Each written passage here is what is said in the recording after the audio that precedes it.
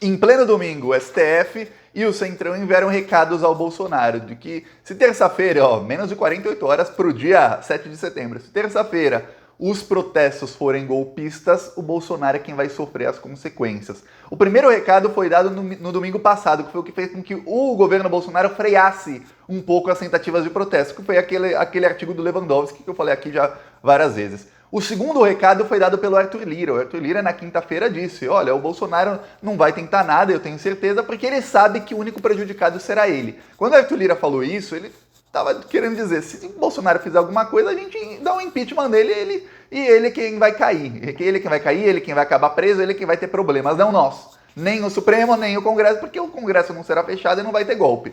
Tá.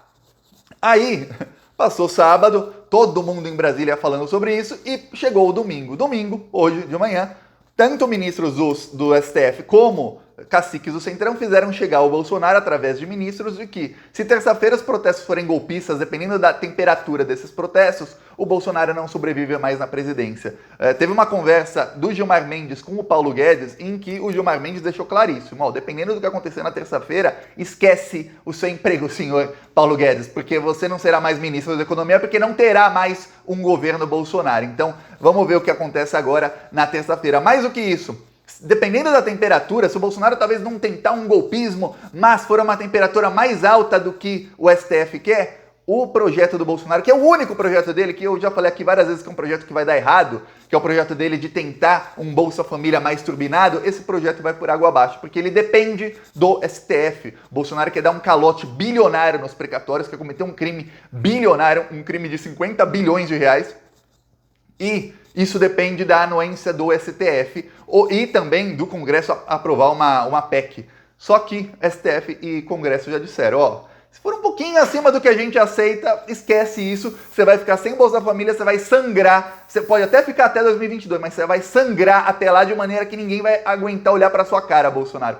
Então Bolsonaro está completamente contra a parede e ele recuou. O Gabinete do Ódio começou a publicar nas redes bolsonaristas mensagens de queremos paz, sem violência. Olha, para quem tava falando há 2 semanas atrás, lembra do Sérgio Reis? Lembra do Zé Trovão? Agora eles estão publicando queremos paz. Eu vou mostrar isso, mas antes, um segundinho. Você é fora Bolsonaro? Você é? Eu sou. Se você também é, inscreva-se aqui no canal. Olha, o botão fica aqui, tem um logo do Plantão Brasil, ou às vezes fica aqui, ou às vezes aqui em cima tem um botão inscreva-se aqui. Clica nele, clique em inscrever e você está fortalecendo a oposição, esse desgoverno maldito. Quanto mais forte forem os canais de oposição, ou seja, quanto mais inscritos tiverem, mais alcance a gente consegue ter. E aí a gente consegue fazer uma oposição mais forte contra esse desgoverno assassino. Então, se você quer fortalecer a oposição e precisa, inscreva-se, não só aqui, nos outros canais de esquerda também. E olha, nossa oposição é feita também nas ruas. No final do vídeo, essa é a cidade de Santo Amaro de Imperatriz, cidade que deu mais de 80% dos votos ao demônio em 2018. Esse aqui é o nosso carro de som rodando lá e denunciando os crimes do Bolsonaro nas ruas.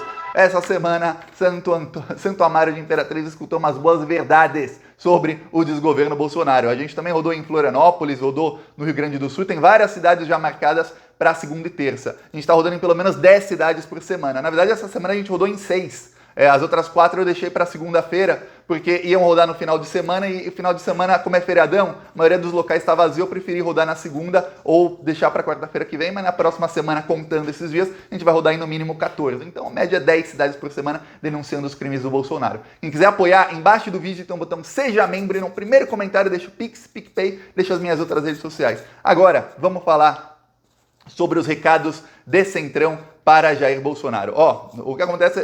O que aconteceu nos últimos dias foi: o bolsonarismo começou a falar sobre golpe, começaram a usar muito dinheiro público para fretar ônibus, pagar. Lá em Goiânia estão pagando R$200 para. Veja bem, estão pagando R$200, mas dando a passagem de ida, dando a passagem de volta, dando a comida para as pessoas irem ao protesto. Estão fretando dezenas de ônibus. Só para São Paulo, veja bem, só de pessoas ligadas a policiais militares da reserva são 10 ônibus que estão fretados indo para São Paulo, do Rio de Janeiro para São Paulo. Tudo indica que o Bolsonaro ele quer colocar mais de 1 milhão de pessoas na Avenida Paulista e pelo menos 500 mil pessoas na Praça dos Três Poderes. Eu não acredito que ele consiga colocar tanta gente, mesmo com todo esse investimento. Por quê? Análises de redes sociais mostraram que as hashtags, como dia 7 vai ser gigante, essas hashtags pró-Bolsonaro, dia 7 eu autorizo. Enfim, essas hashtags não estão furando a bolha bolsonarista. Em outras manifestações que o Bolsonaro fez no ano passado e em 2019, teve manifestação para Bolsonaro em 2019, teve manifestação para Bolsonaro também no ano passado, que foram atos golpistas. As hashtags do bolsonarismo conseguiam furar a bolha, ou seja, aquele núcleo bolsonarismo impulsionava a hashtag e aí pessoas, cada vez mais, sendo mais isolado, mas pessoas de fora da bolha bolsonarista também acabavam ajudando a impulsionar aquilo e acabavam concordando com aquela hashtag, mensagens positivas a Bolsonaro. Então eles furavam a bolha bolsonarista. Agora não. Eu li várias análises de redes sociais nos últimos dias, a última eu li hoje, e olha, tá ruim, tá muito ruim.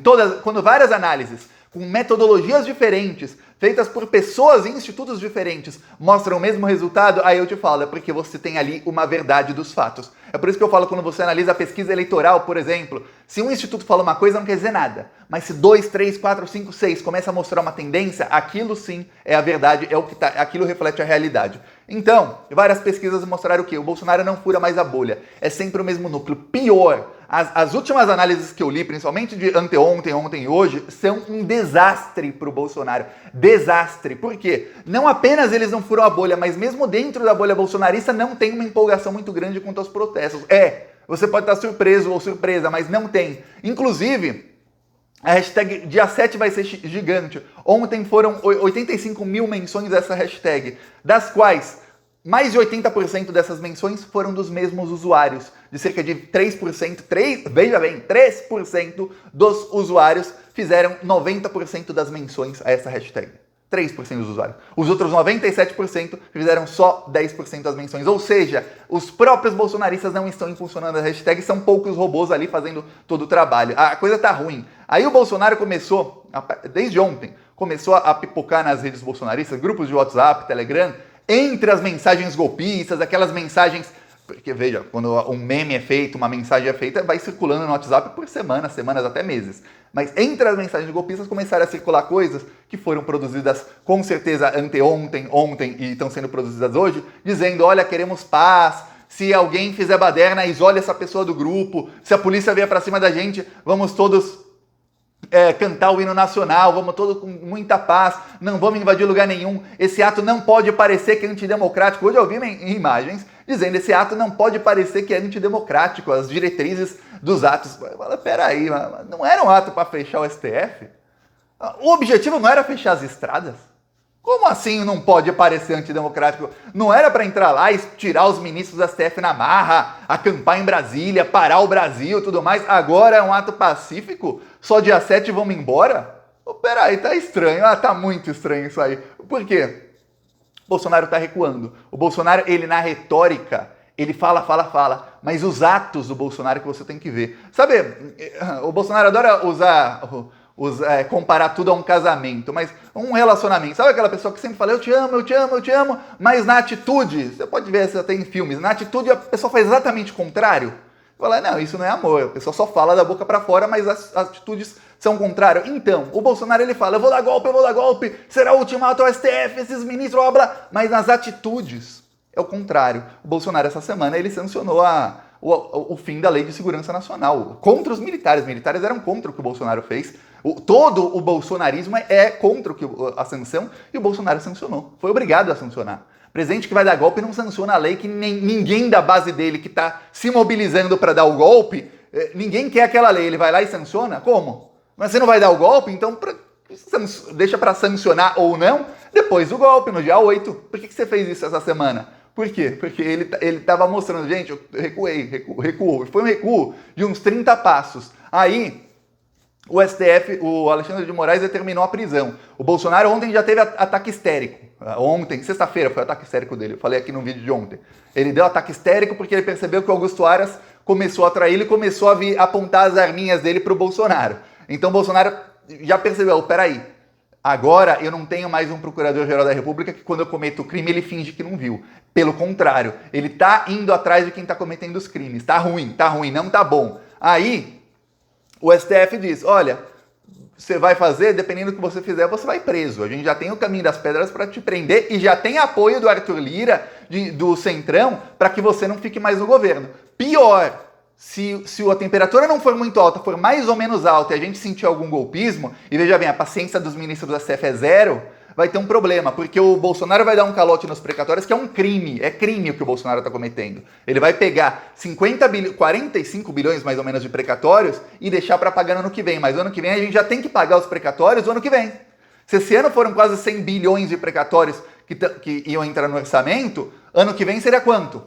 Mais 100? Mais 100 fora os 40 que eles querem deixar para o ano que vem. Aí no outro ano vai ser quanto? Mais 100, fora os 40, fora não sei quanto. Quer dizer, vai virando um montante até a gente ter trilhões em precatórios para pagar, vai ficar uma dívida impagável. Para piorar, imagina que você tem precatório a receber. O que é precatório, Thiago? Precatório é o seguinte, imagina que você tem... Vou dar um exemplo bem bobo. Você tem uma casa e aí descobrem petróleo embaixo da sua casa, a Petrobras vai lá e desapropria. O governo federal desapropria a sua casa porque o petróleo é brasileiro, o petróleo é do povo, não é de quem descobriu. Então, você perde lá a sua casa. Vamos supor que sua casa custava 200 mil reais. Tá. O governo federal vai ter que te ressarcir. Se o governo federal não te ressarcir, se tiver que entrar na justiça e você ganhar, transitou em julgado, isso vira um precatório. O governo federal te deve esses 200 mil reais. 200, 300, não interessa quanto vale, aí vai incidindo juros, tudo mais. Tá, isso é precatório. O que o Paulo Guedes quer fazer é dar o calote nos precatórios acima de 60 mil reais. Ou seja, se o governo tivesse tirado sua casa que custava 200 mil, você não ia receber, você ia receber 60. Ó... E o resto fica para dívida depois. O que você ia fazer? Entrar na justiça. Ou seja, milhares de pessoas vão automaticamente entrar na justiça quando sofrer o calote. Isso vai para onde? Vai parar no STF. E vai parar rapidamente no STF porque vão pedir liminares e tudo mais. Aí o STF vai ter que julgar.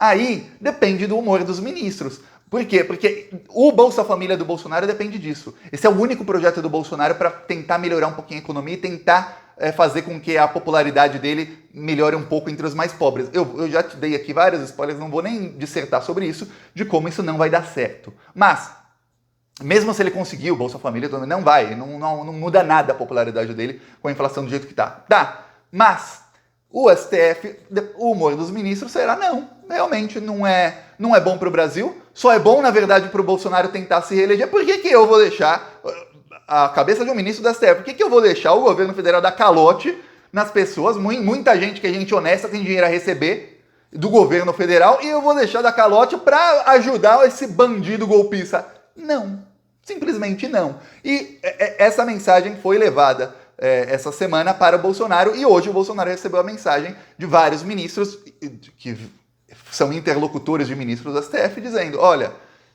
prepara, que dependendo do que acontecer terça-feira, você não consegue nem o seu Auxílio Brasil. Se a economia já está dilacerada, as pessoas mais pobres cada vez mais não querem ver o Bolsonaro nem pintado de ouro, a coisa vai ficar bem pior, porque sem o seu único plano, Bolsonaro, que é o Bolsa Família de R$400, que é um plano péssimo, porque se é o Bolsa Família, junto com geração de emprego, junto com alguma coisa, ok, mas não é só isso o plano do Bolsonaro. É isso e continuar as medidas que fizeram o Brasil chegar nessa crise. Quer dizer, não vai adiantar nada, esse aumento no Bolsa Família vai ser absorvido pela inflação, mas você não vai ter nem isso.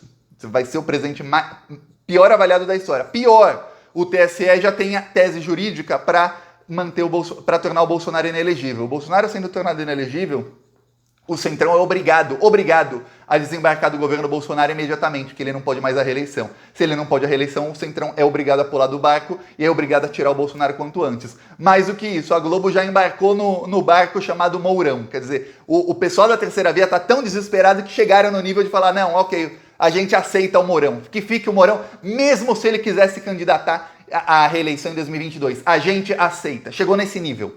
Coisa tá ruim, viu? Tá muito ruim. Vamos ver terça-feira. O Bolsonaro vai tentar de tudo, mas ele vai perder. Que carro de som lá denunciando.